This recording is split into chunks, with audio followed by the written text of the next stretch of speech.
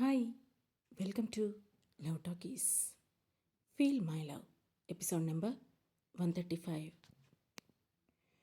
చంద్ర case next వీక్కి వాయిదా వేయడంతో విరాజ్ ఓ వీడియో తీసి జడ్జి గారికి చూపించాడు. అది చూసిన జడ్జి గారి ముఖంలో రంగులు మారుతుండగా ఇంతలో కోర్టు హాల్లోకి ఎంట్రీ ఇచ్చాడు వీరేంద్ర. సడన్గా వచ్చిన అతన్ని, ఫోన్లో వీడియోలో కనిపిస్తున్న అతన్ని మార్చి మార్చి చూసిన జడ్జి గారు పోలీసుల వైపు చూసి అతన్ని వెంటనే అరెస్ట్ చేయండి అని వీరేంద్ర వైపు చూపించి చెప్పాడు. ఆ మాట విన్న అందరూ ఆశ్చర్యపోయారు. ఆల్రెడీ అరెస్ట్ అయిన అతను మళ్ళీ అక్కడికి ఎలా వచ్చాడా అని చూస్తూ ఉంది సహస్ర. దాంతో వీరేంద్ర వెంటనే అక్కడి నుంచి పారిపోబోతుండగా పోలీసులు అతన్ని అడ్డుకొని మళ్ళీ అరెస్ట్ చేశారు. వెంటనే విరాజ్ మాట్లాడుతూ, అతను ఇక్కడి నుండి బయటికి వెళ్తే అతనికున్న పలుకుబడితో అసలు ఈ కేసే లేకుండా చేయగలుగుతాడు. ఇప్పుడు మీరే చూశారు కదా, కాసేపటి క్రితమే బయట అరెస్ట్ అయ్యాడు. మళ్ళీ వితిన్ మినిట్స్లో బయటికి వచ్చి కోర్టులో తేలాడు. మళ్ళీ మా నాన్నను సేవ్ చేసే విట్నెస్పై అటాక్ చేయడానికి ట్రై చేస్తున్నాడు. ఇది అతని పవర్. మీ కళ్ళ ముందే ఒరిజినల్ వీడియో ఉంది. ఇది కూడా ఇప్పుడు తీసిన వీడియోనే. ఇందులో ప్రజెంట్ మినిస్టర్గా ఉన్న మిసెస్ మౌనితా చంద్రరావు కూడా కనిపిస్తున్నారు. సో మీరు మెయిన్ విట్నెస్గా ఆమెను తీసుకోవచ్చు. మా నాన్నని బయటికి రాకుండా చేయడం కోసం అతను సహస్రని చంపాలనుకుంటున్నాడు. ఇప్పుడు కనుక అతను నార్మల్గా రిమాండ్లో పంపిస్తే ఖచ్చితంగా బయటికి వచ్చి మళ్ళీ ఏ సాక్ష్యాలు లేకుండా చేయగలుగుతాడు. కనుక ఇన్ని సాక్ష్యాలుగా ఉన్నప్పుడే అతనికి శిక్ష వేస్తే కరెక్ట్గా ఉంటుందేమో. ఇది కేవలం నా అభిప్రాయం మాత్రమే. ఫైనల్ డెసిషన్ మీదే అని వినయంగా చెప్పాడు విరాజ్. ఆ మాట విన్న జడ్జి గారు వెంటనే తన కింద ఉన్న టైపిస్టులకి కేసు ఫైల్ చేయమని చెప్పి, మిసెస్ మౌనితా చంద్రరావు గారు, దీని గురించి మీరేమంటారు? మీరు ఉండగానే అతను మీ భర్త మొదటి భార్య కూతురైన సహస్రని షూట్ చేశాడా అని అడిగాడు. ఆ మాటతో వీరేంద్ర వైపు చూసింది మౌనిత. నువ్వే నన్ను కాపాడాలత్తా అన్నట్లు చూస్తున్నాడు వీరేంద్ర. మరోవైపు విరాజ్ వైపు చూసింది మౌనిత. విరాజ్ మాత్రం సైలెంట్గా ఉండిపోయాడు. దాంతో ఆమె ఆలోచిస్తూ, విరాజ్ నన్ను ఇక్కడ ఇంక్లూడ్ చేశాడు అంటే ఖచ్చితంగా నేను ఉన్న వీడియో అతని దగ్గర ఏదో ఉండే ఉంటుంది. ఇప్పుడు నేను వీరేంద్ర గురించి పాజిటివ్గా చెప్తే సిచ్యువేషన్ నా మెడకు చుట్టుకుంటుంది. నా వరకు వస్తే నేను ఇవన్నీ ఆలోచించకూడదు. నాకు ఎవరైనా ఒకటే అని అనుకున్న మౌనిత, అవును సార్, నా ముందే వీరేంద్ర ఆ అమ్మాయిని షూట్ చేశాడు. కానీ అది ఆ అమ్మాయికి కాకుండా మరో వ్యక్తికి తగిలింది అని చెప్పింది. ఆ మాట వినగానే వీరేంద్ర కోపం పట్టలేక మౌనిత మీదకి వెళ్తూ, అత్తా, ఇది కరెక్ట్ కాదు, నేను నీకోసం ఇదంతా చేశాను అని ఆవేశంగా అన్నాడు వీరేంద్ర. అతన్ని ముందుకు వెళ్లకుండా పట్టుకున్నారు పోలీసులు. షటప్ వీరేంద్ర, నా గురించి చేయడమేంటి? నేనేమైనా చేయమని చెప్పానా? దీంతో నాకు ఎలాంటి సంబంధం లేదు సార్. తను ఎప్పటి నుంచో నా భర్త రాజకీయ వారసత్వం కోసం ఎదురు చూస్తున్నాడు. అందుకే ఇప్పుడు ఆయన బయటికి రాకుండా ఉండడం కోసమే ఈ పని చేశాడు అని ప్లేట్ తిప్పేసింది మౌనిత. ఆ మాటతో మరింత ఆశ్చర్యపోయాడు వీరేంద్ర. సాక్ష్యాధారాలు క్లియర్గా ఉండడంతో ఎలాంటి రిమాండ్ లేకుండా సెక్షన్ 307 ప్రకారం హత్యా ప్రయత్నం చేయడమే కాకుండా పోలీసులను ఏమార్చి తప్పించుకున్న వీరేంద్రని ముద్దాయిగా పరిగణించి అతనికి 7 సంవత్సరాల కఠిన కారాగార శిక్ష విధిస్తున్నాను అని తీర్పు రాసి సిగ్నేచర్ చేసేశారు జడ్జి గారు. అది చూసి పిచ్చెక్కిపోయిన వీరేంద్ర కోపంగా మౌనిత వైపు చూసి, నీకోసమే నేను ఇదంతా చేశాను. నువ్వు నా అత్తవి కదా, నన్ను చూసుకుంటావనుకున్నాను. కానీ ఈరోజు నువ్వే నాకు శిక్ష పడేలా చేశావు. నాకిక వీళ్ళెవరి మీద పగలేదు. నీ మీదనే నా ద్వేషం. వస్తాను, త్వరలోనే బయటికి వచ్చి నీ అంతు చూస్తాను. ఒక తప్పుకి అదే శిక్ష, 2 తప్పులకి అదే శిక్ష. ఖచ్చితంగా ఈ 2 తప్పులకి కలిపే శిక్ష అనుభవిస్తాను అని ఆవేశంగా అరుస్తూ ఉండగా పోలీసులు అతన్ని నెట్టుకొని అక్కడి నుంచి తీసుకెళ్లిపోయారు. మరోవైపు సహస్రకు మాలతికి థ్రెట్ ఉండడంతో వాళ్ళిద్దరికీ పోలీస్ ప్రొటెక్షన్ ఇస్తూ కేసుని 3 రోజులకి వాయిదా వేస్తూ, అలాగే DNA టెస్ట్ కూడా మెజిస్ట్రేట్ ముందే చేయడానికి ఏర్పాట్లు చేయమని ఆర్డర్ వేశారు జడ్జి గారు. దాంతో అందరూ బయటికి వచ్చారు. చంద్ర తిరిగి రిమాండ్కి వెళ్తూ మాలతి సహస్ర వైపు చూశాడు. మాలతి కన్నీళ్లతో చూస్తుంటే సహస్ర అతని ముఖం చూడటానికి కూడా ఇష్టం లేనట్లు ముఖం తిప్పుకుంది. 2 అడుగులు వాళ్ల వైపు వేసిన చంద్ర చేతులు జోడించి, నేను మీకు అన్యాయమే చేశాను, కానీ మీరు న్యాయం మాట్లాడి నా జీవితాన్ని కాపాడారు. నేనేం చేసినా సరే మీ రుణం తీర్చుకోలేను అని కన్నీళ్లతో అన్నాడు చంద్ర. అయ్యో, అలా అనకండి అని అంది మాలతి. సహస్ర ఏం మాట్లాడకుండా అక్కడి నుండి వెళ్ళి రుద్ర వెనక నుంచుంది. బాధగా ఆమెను చూస్తూనే విరాజ్ దగ్గరకు వెళ్ళిన చంద్ర, నీకోసం నేనేం చేశాననరా నా కోసం ఇంత కష్టపడుతున్నావు అని అడిగాడు. 25 సంవత్సరాలు తండ్రి ప్రేమను పంచారు కదా డాడీ, అది చాలు అని చిన్న స్మైలిస్తూ చెప్పాడు విరాజ్. ఆ మాటకు కృతజ్ఞతగా చూసి, సురభి ఎలా ఉంది? వీరేంద్రకి ఇలా అయ్యేందుకు తను బాధపడుతుందేమో కదా అని అన్నాడు చంద్ర. తన సంగతి నేను చూసుకుంటానులే డాడీ, మీరు మరో 3 రోజుల్లో బయటికి రాబోతున్నారు, వచ్చాక చేయాల్సిన పనుల గురించి ఆలోచించండి అని నవ్వుతూ చెప్పాడు విరాజ్. ఆ తర్వాత పోలీసులు చంద్రను తీసుకొని వెళ్ళిపోయారు. రుద్ర, విరాజ్, సహస్ర, మాలతి నలుగురు హాస్పిటల్కి వెళ్ళి చరణ్ కోసం చూశారు.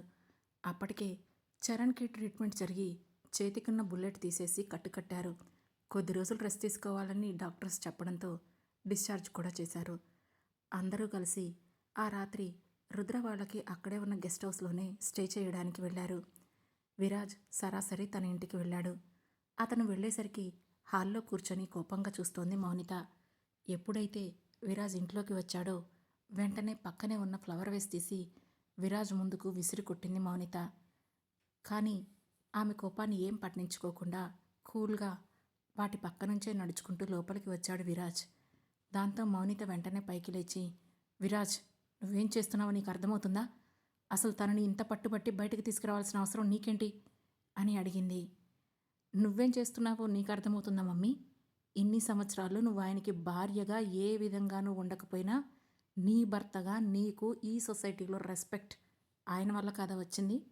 అదంతా వదిలేసి నువ్వు ఆయనపై పగడబట్టడం ఏంటి అని అడిగాడు విరాజ్. నీకు అర్థం కావడం లేదు విరాజ్, అతను నీ సొంత తండ్రి కానప్పుడు నీకెందుకు అంత పట్టుదల? అసలు అదంతా పక్కన పెడితే నువ్వు వీరేంద్రని ఎందుకు అరెస్ట్ చేయించావు? నేను ఏదో ఒకటి మేనేజ్ చేసి వాడిని బయట ఉండేలా చేసేదాన్ని కదా అని అంది మౌనిత. నువ్వు అలా చేస్తావని నేను ఇలా చేశాను. అసలు వాడు మనిషేనా? లావణ్యని వాడుకున్నన్ని రోజులు వాడుకొని తన దారి కడ్డొస్తుందని ఎవరికీ తెలియకుండా దారుణంగా చంపించేశాడు. అలాంటి వాడికి నువ్వు సపోర్ట్ చేస్తున్నావా? లావణ్యని చంపినందుకు ఎలాగూ శిక్ష పడలేదు, కనీసం ఇలాగైనా సరే శిక్షను అనుభవించు నువ్వు అని కూల్గా అన్నాడు విరాజ్. వాడు నా మేనల్లుడ్రా, నీకు బావవుతాడు. సురభి వాడిని పెళ్లి చేసుకోవాలనుకుంటుంది. అలాంటి వాడిని నువ్వు జైలుకు పంపించావని తెలిస్తే అది అసలు నీతో మాట్లాడుతుందా? ఎవరి కోసమో మీ మధ్య గాప్ తెచ్చుకోవడం ఏంట్రా అని అడిగింది మౌనిత. అదంతా నేను సురభి చూసుకుంటాంలే, మా ఇద్దరి మధ్య సాధ్యమైనంత వరకు ఎలాంటి క్లాషెస్ రావు అని నమ్మకంగా అన్నాడు విరాజ్. అబ్బా, నీకెలా చెప్తే అర్థమవుతుంది విరాజ్? వాడు అసలే పగబట్టిన పాము లాంటివాడు. అలాంటి వాడిని సాధు జంతువులమైన మన పక్కనుంచుకోవాలి, అంతేకాని ఇలా ఎదురెళ్ళకూడదు. ఖచ్చితంగా వాడు బయటకు వస్తాడు, మనలో ఎవరో ఒకరిని చంపేస్తాడు. మనకి ఏ సంబంధం లేని ఒక వ్యక్తి కోసం ఇదంతా చేయడం అవసరమా? పైగా ఆ చంద్ర ఏం చేశాడో నీకు గుర్తులేదా? నీకు డ్రగ్స్ ఇవ్వాలని చూశాడు, మన ఆస్తులన్నీ తీసుకెళ్ళి తన కూతురు పేరు మీద రాసుకున్నాడు. అలాంటి వాడికి నువ్వు ఇంత హెల్ప్ చేయడం ఏంట్రా అని అడిగింది మౌనిత. ప్రతిసారి అడిగిన ప్రశ్న మళ్ళీ అడక్క మమ్మీ, నాకు ఆయనంటే ఇష్టం, ఆయన నాకు తండ్రి, నేను ఆయనకి హెల్ప్ చేసే తీరుతాను. ఇక ప్రాపర్టీ గురించి అంటావా? దాని గురించి ఆయన బయటకు వచ్చాక మాట్లాడుకుందాం అని చెప్పి లోపలికి వెళ్ళిపోయాడు విరాజ్. దాంతో తల పట్టుకొని అక్కడే కూలబడిపోయింది మౌనిత.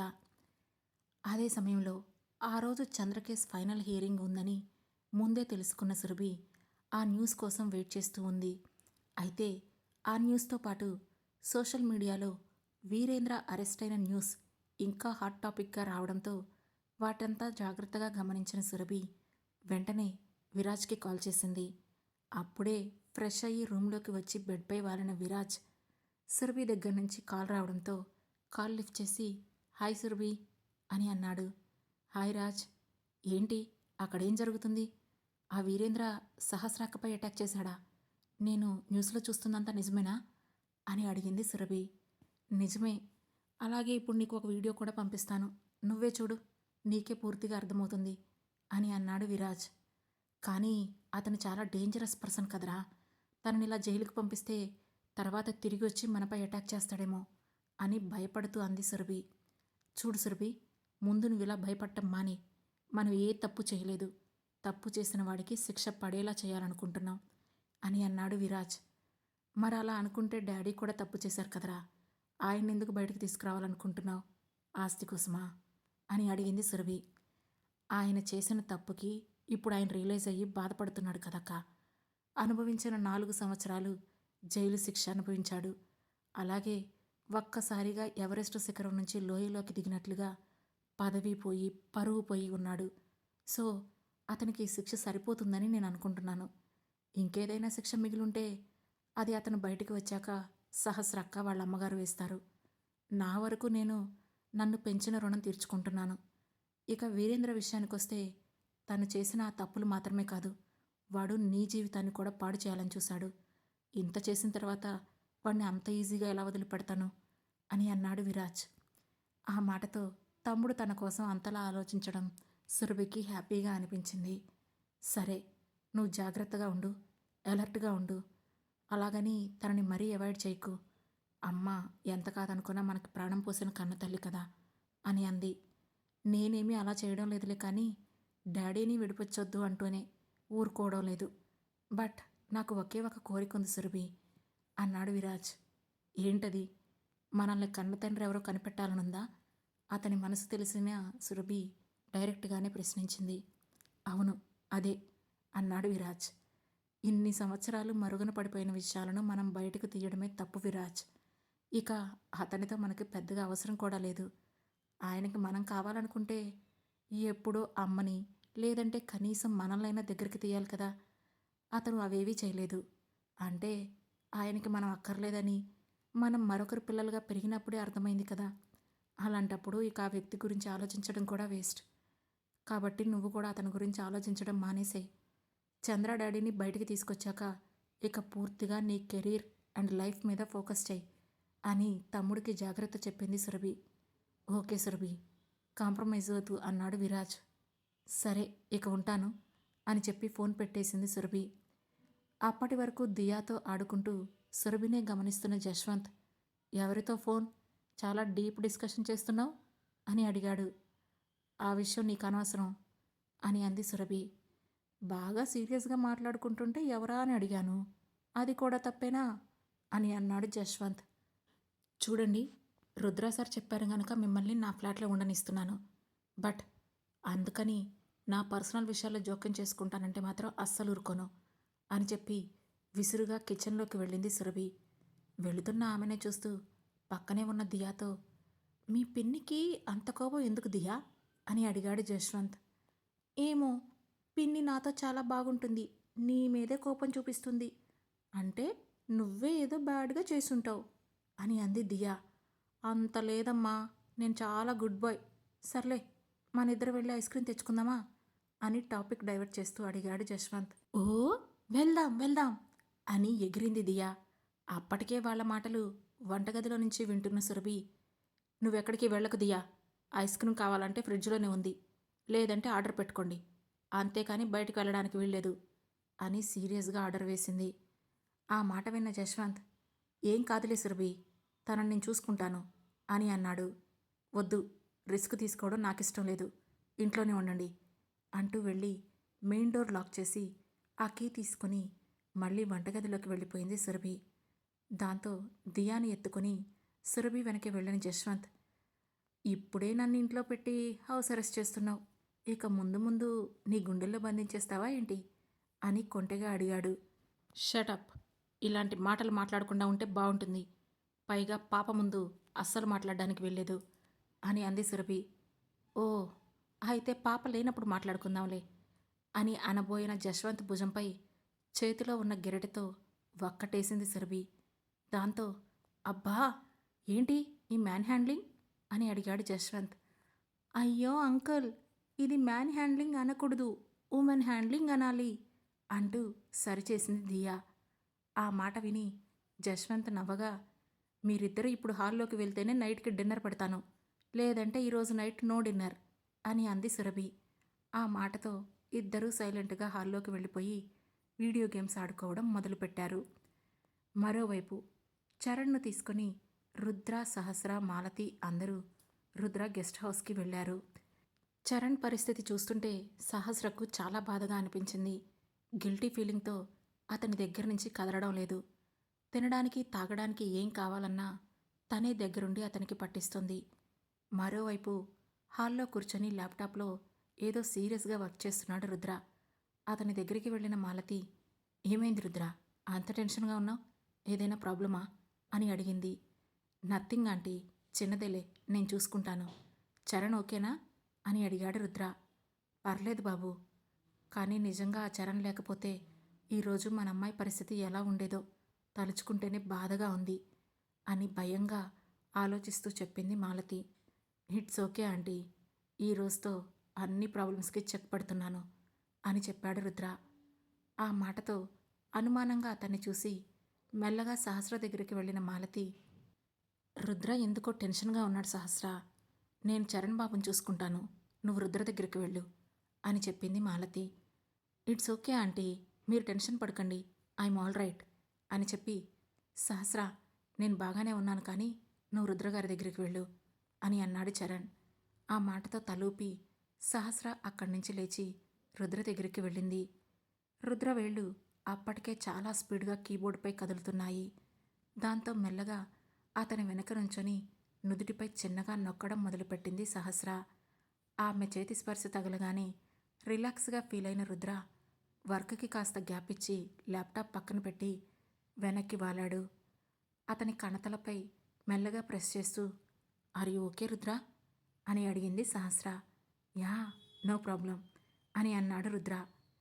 ప్రాబ్లం ఏదైనా నువ్వే ఫేస్ చేయాలని నాకు తెలుసు, బట్ నువ్వు రిలాక్స్గా ఉండు, అప్పుడే ప్రాబ్లంకి సొల్యూషన్ దొరుకుతుంది, లేదంటే టెన్షన్ పెరుగుతుంది కదా అంటూ అతన్ని మోటివేట్ చేస్తున్న సహస్ర చేతిని పట్టుకొని లాగి ఒడిలో కూర్చోబెట్టుకుంటూ, నువ్వు ఇన్ని చెప్పాల్సిన అవసరం లేదు, నా పక్కనుంటే చాలు, నువ్వే నా స్ట్రెస్ రిలీఫ్ అంటూ ఆమె ఎదపై తలవాల్చాడు రుద్ర. అతన్ని అలాగే హత్తుకొని అప్రయత్నంగా ల్యాప్టాప్ వైపు చూసిన సహస్ర అక్కడ కనిపించిన దృశ్యం చూసి షాక్ అయ్యింది. అదే సమయంలో, స్నేహ, ఇప్పుడు మనం ఫారిన్ వెళ్ళిపోవాల్సిందేనా అని కంగారుగా అడిగాడు గంగాధర్. ఇది పారిపోవడం కాదు డాడ్, సక్సెస్ని సెలబ్రేట్ చేసుకోవడానికి వేస్తున్న ట్రిప్ అనుకో అంటూ తండ్రితో సహా ఎయిర్పోర్ట్కి స్టార్ట్ అయ్యింది స్నేహ.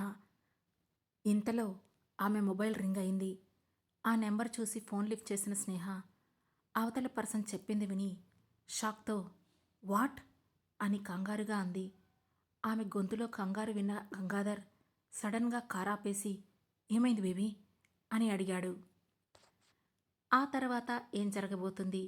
రుద్రను తప్పించుకొని స్నేహ పారిపోగలదా? స్నేహ పగకు వెనుక ఉన్న అసలు కారణం ఏమిటి తెలుసుకోవాలంటే వెంటనే మన లవ్ టాకీస్ ఛానల్ను సబ్స్క్రైబ్ చేసుకొని ఫీల్ మై లవ్లోని నెక్స్ట్ ఎపిసోడ్ను వినండి. మా ఈ కథ మీకు నచ్చినట్లయితే లైక్ చేసి, షేర్ చేసి, కామెంట్ చేసి, అలాగే హై పాయింట్స్ కూడా ఇచ్చి మమ్మల్ని సపోర్ట్ చేయండి. Thank you.